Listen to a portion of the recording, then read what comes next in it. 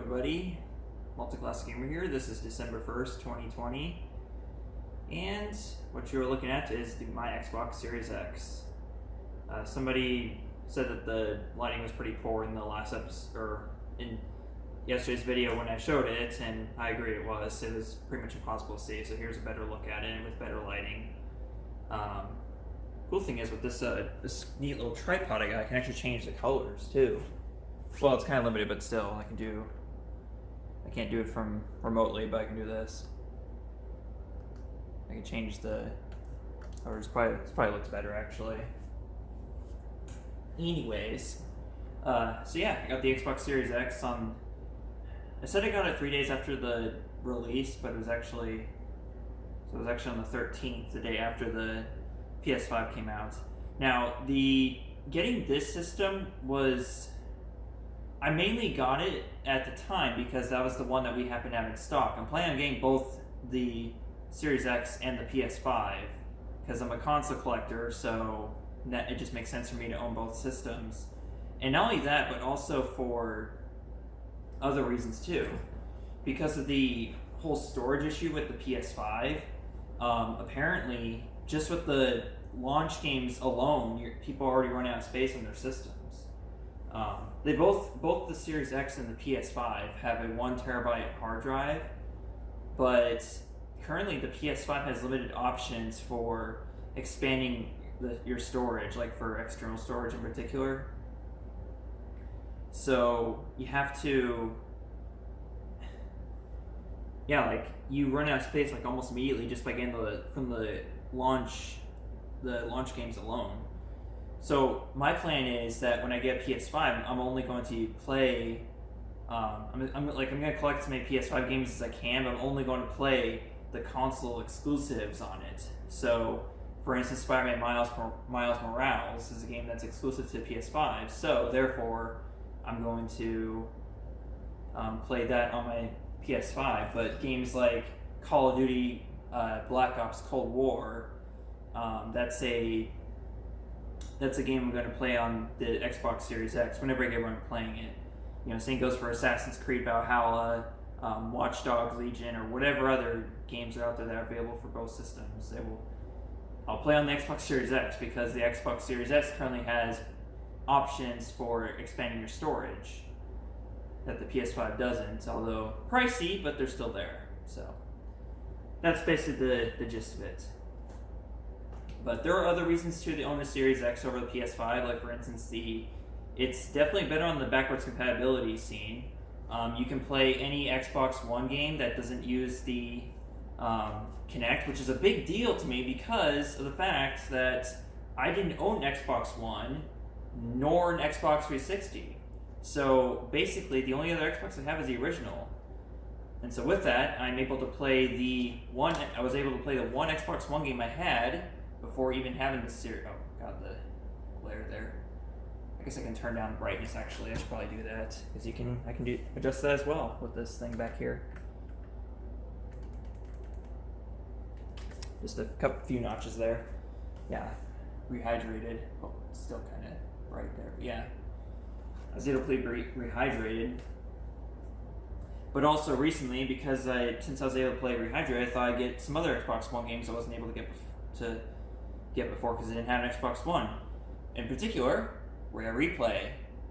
And so I am basically playing Rare Replay at this point whenever I play on my console. I'm started Banjo-Kazooie and working through any of the other games I'm interested in. That I'm familiar with before moving on to games that I haven't played yet. Because there's 30 games in this collection. It's like a rare classic edition basically. Like NES Classic Edition. Well, this is the Rare Classic Edition because it's got a bunch of classics from Rare's history that you can play. And currently, I also have in my collection the only Series X, the only game that's meant for the Series X in my collection that is Planet Coaster console edition. Planet Coaster came out 4 years ago for the PC, and recently they started releasing console versions of it to celebrate, I guess, the 9th generation, something like that. So now this is currently the only game I have that's specifically made for the Series X. As in, it has this label right here, which indicates it's a Series X game specifically. But you can play it on the Xbox One as well.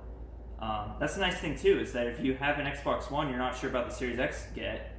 Pretty much all the new games that are coming out within next year are going to be made, even though they're made for the Series X. You can still play them on the Xbox One, as they'll indicate on the label. So it's a lot of cool stuff basically.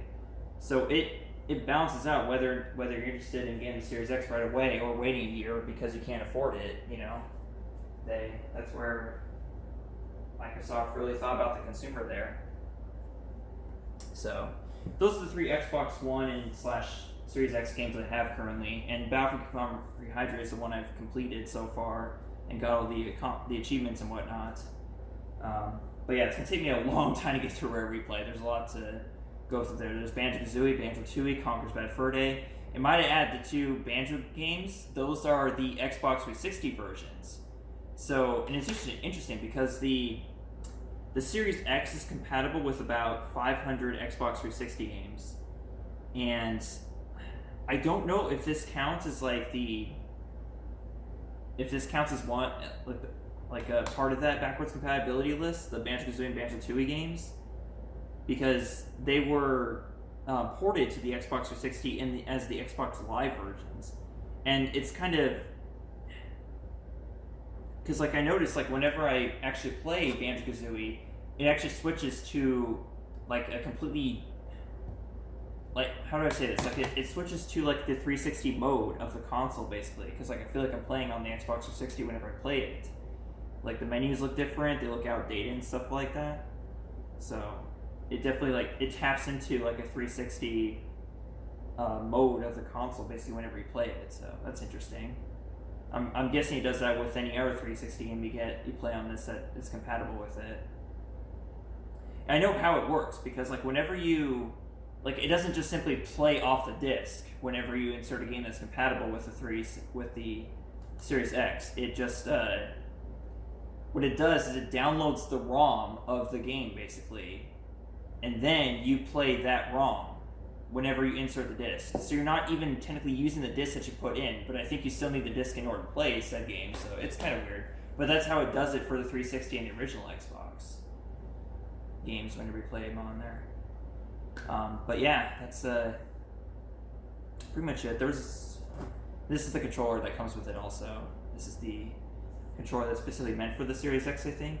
But yeah, it's a very good controller. It's definitely a huge improvement over the original Xbox controller. Because keep in mind, again, I'm going straight from the original Xbox to the Series X. So I'm jumping 3 generations here, basically, having not owned the one or the original Xbox. And what's also funny is the fact that I just got my original Xbox last year too, so I don't even have a lot of games for it. But there are about 100 original Xbox games that are compatible with the Series X. But the only original Xbox game I have that's compatible with the Series X is Blink's the Time Sweeper, which I haven't even played yet, but I've heard good things about it. So I'll definitely consider playing this on my Series X whenever I play it. So, anyways, that's basically, I wanted to show my system and my plans for it, basically. Obviously, I'll use it eventually for Let's Plays, but for now, it's just going to be out here in the living room on my new TV, which I also want to show off. So I'm going to take you off the tripod real quick, or tripod, sorry. But yeah, this is something I picked up at Walmart just yesterday, actually. It's like a little tripod that you can set up your smartphone with, and you can connect it to Bluetooth and use this little remote to start recording and stop recording. So it's pretty handy for vlogs, actually. It's specifically meant for vlogs too, which is why I picked it up. So yeah, a couple days after I got my Series X, I got this brand new TV. This is a 43-inch Vizio, and it's a 4K and smart TV. This is the first smart TV I've ever owned, and this is also now the third TV that I have. Because I have a smaller TV. I have this 19-inch Philips TV.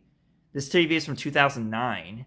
I actually had this TV at my mom's house, and a lot of the Paper Mario Thousand Year Door and Luigi's Mansion, like the original LPs I had, like my very first Let's Plays in 2010, a lot of those were recorded on this TV. So yeah, that's how long I've had this TV. But this is my oldest TV, and this is the one that I generally only use this TV like to fall asleep to. Basically, like I'll turn on, like I'll use my Roku and I'll have YouTube videos playing, and that helps me fall asleep basically at night. So yeah, I generally only use this TV at night, but I can also, if I want to, play video games on it. Like I have my original Wii attached to it, and my original PlayStation, Super Nintendo with the Super Nintendo Classic there.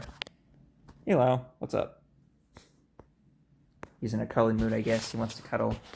And down here I have my Sega Genesis and NES. Oh god, there's a lot of stuff in there. If you can't tell, I haven't played these in a while. So, but yeah, that's what I have over here. And then, right next to my computer, my whole office right here, I have my second TV, which is a Panasonic. And I think this is like 30 inches or so. So, as you can see, the TVs are gradually getting bigger. And this one's like 30 inches or so. It's smaller than I thought it was, you know? When you really pay attention to like when I actually measured them, I thought they were longer than they actually were, but no, they're really small. So you might think this TV is small and I should get like a 65 inch or 70 inch or something like that.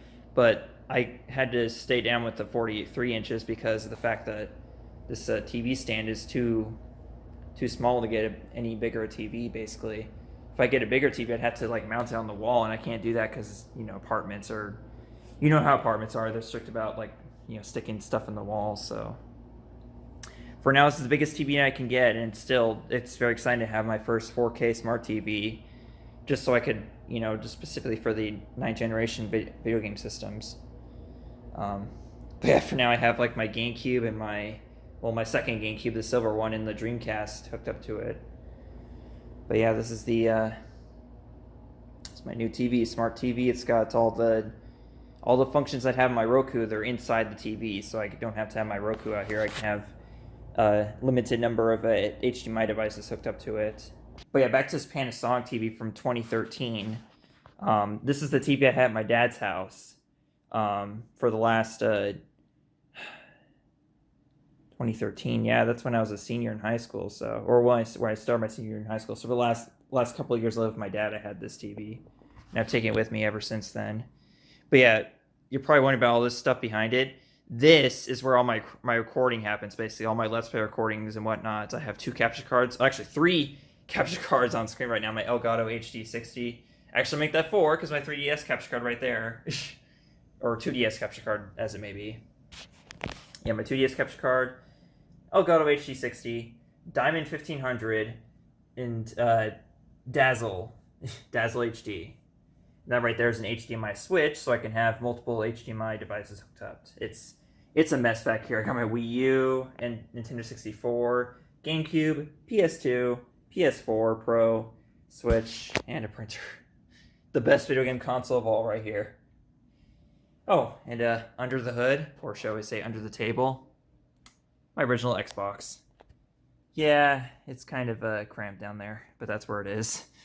It's kind of an interesting setup, basically, that I have going right now. So, anyways, with all that, that's kind of it for today. I guess I'm getting a little ahead of myself showing like all this other stuff, but basically I just wanted to show my Series X in a better light and kind of explain my plans for it, basically. Either way, I'm very excited for this next generation of video games. And yeah, that's all I have for today. Tomorrow I will be answering a Twitter question, actually, that I had. A very interesting one. I'm sure one that'll get a lot of views based on the title, but it's my first step towards answering Twitter questions, basically, or whatever questions you guys have had for me.